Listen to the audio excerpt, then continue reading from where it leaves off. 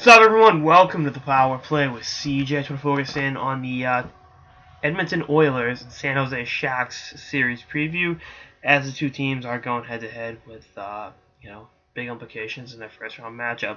You look at this and you say to yourself, "Wow, this is going to be a tough measuring stick for the Sharks and young talent." And you get from Edmonton's perspective that it's holy shit, we drew the reigning Western Conference champions. Fuck.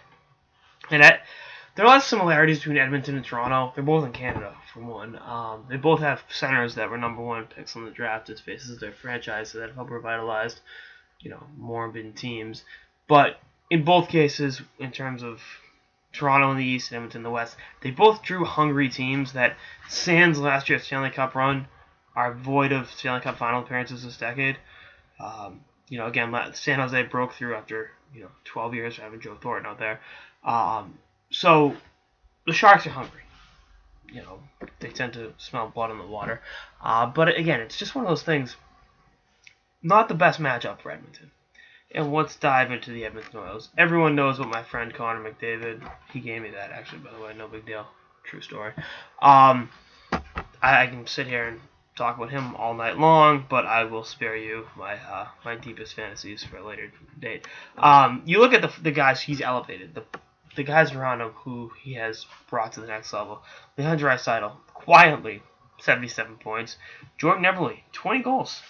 Don't sleep on Jordan Eberle. And this is his first foray into the playoffs in his NHL career. Granted, he's been up, 7 years now. But this is the furthest he's come. First time he's ever played after game 82. And, he's got a reputation as being a big game player. So, we'll see. And then you look at what Lucic has done in the last turnaround towards the end of the season. Patrick Maroon's been a great contributor in that line all year. He had a hat trick the game I was at in Boston. Just a lot of their forwards are better because McDavid's in the lineup. Hot take, I know. But that's one way to look at how Edmonton's gotten where they've gotten. I think the biggest thing that's changed with the Oilers outside of McDavid, this season as opposed to the last couple of years, or last 11 or 12 years, what the fuck it's been, is quite frankly their defense is so much better. Oscar Klefbom really broke out this year and emerged as pretty big anchor on that blue line. Adam Larson came over in a much criticized trade for Taylor Hall, and he settled in very, very nicely with that team. Andre Sekera had a pretty good year. Matt Benning was a bit of a surprise. Chris Russell is what he is. Don Elner, when he's healthy, has shown some pretty nice flashes. And again, this is just a much better D than they've had in years past, which is like saying if you're 800 pounds and you lose 10 pounds, you're 790 pounds. It's like saying, "Oh, I'm skinnier now." It's like, yeah, the bar wasn't set too high though. So that's one thing to keep in mind. Again, they've been the funnest team in hockey to watch, and again, so much that it's because of number 97. But goddamn, if you get the NHL app package, or the fuck they call it now, NHL Center Ice, and you're a night owl like me, you're up watching the Oilers, and you're going, holy shit, what it would have been like if I grew up in the 80s and I had an iPhone in the 80s. It would have been pretty cool. And another big reason Edmonton's been successful, their goaltending, which is a byproduct partially of their, revamped defense, has been phenomenal. Cam Talbot, 73 games played this season, which is a little bit more than I would have played him, but they rode him like Secretariat, and by God did he deliver. His second full year as a starter, really, really had a nice year for the Oilers, was able to help elevate that team to be this, legitimate playoff team for the first time in 11 years, or playoff team in general, illegitimate or legitimate. Of course, in the NHL, when it's all point percentage, everything's legitimate. It's like the fucking, the college football playoffs? Or no, even go back further for the younger viewers, the BCS. Remember those days of college football?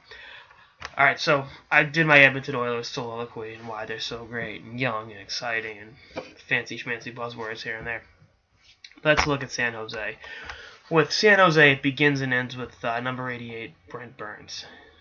He's like Gronk in that he's a caricature. He's a character, whatever adjective you want to use. But when it comes to delivering on the ice, or Gronk's case on the field, oh boy, he does it. Holy shit, in ways that other guys, quite frankly, can't. 76 points from Burns on the season, led all NHL blue liners. 29 goals, also led all NHL blue liners. So the guy can shoot a hockey puck pretty far. Worth noting, the Sharks had 0 30-goal scorers this season.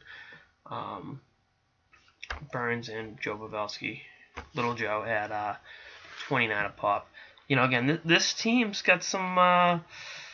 They've got the it factor, if you will, and just kind of looking at this lineup, saying, "Holy shit, this is, oof." This character that they've shown over the last 2 years is a big reason why they were able to go to the Stanley Cup final after many pundits like myself pretty much said their window had all but closed. Again, this is a team that's got great leadership. I know Joe Thornton's leadership gets questioned all the time, as does Patrick Marleau, so much to the point that they've both lost the captaincy of this team before. But those voices in the locker room, coupled with their young talent, they've done a pretty good job at infusing youth in that lineup, and being a pretty balanced team, if you will. And Yannick Hansen's gone there, been a nice addition. They've gotten Timo Meier in the lineup. They've done different things to really help elevate themselves, and they're not your father's San Jose Sharks. Martin Jones had himself a hell of a year. 65 games played for Jones. I would have played him a little less too, but that's neither here nor there. And again, their defense spearheaded by Brent Burns.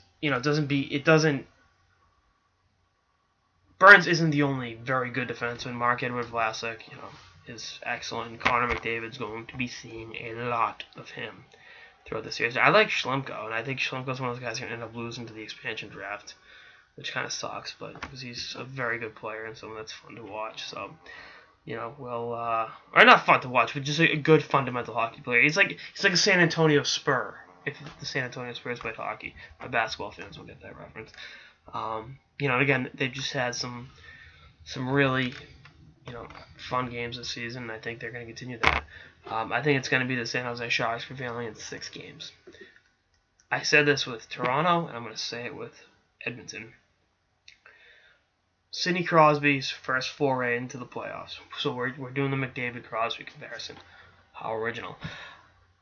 Him and the Pittsburgh Penguins, a young and talented Penguins team that had him, Malkin, Stahl, Ryan Whitney. Gonchar wasn't young, but you catch my drift. They went into the playoffs against an Ottawa Senators team that had been labeled the underachievers of the decade by every hockey pundit from here to freaking California. And they got bitch slapped around. Ottawa smelled the blood in the water with this young team and just took advantage of them. Ottawa went to their only Stanley Cup final in franchise history that year. Obviously, the Sharks in the Stanley Cup final last year, not a total spot-on comparison, but Pittsburgh learned from that experience, and in the decade since then, they've done okay. That's what it's going to be like for Edmonton. They're going to get a taste of the action as to what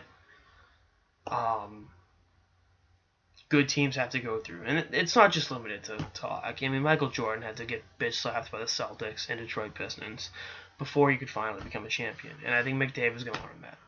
He's going to have to go through some shit from the San Jose Sharks team. They are going to jam the neutral zone up on him big time. Veteran defensemen like the aforementioned Marc-Edouard Vlasic, like Paul Martin, like Schlemko, are going to congest the neutral zone and make the cool moves he does. Yeah, those don't happen in the playoffs. Not really. Now, will he find openings? Yeah. But they won't come with the frequency they did in the regular season. They just won't. It's just the reality of playoff hockey. So, anyway, that's all I got in this episode of the Power Play with CJ. Stay tuned for episodes throughout the season and beyond. Later, guys.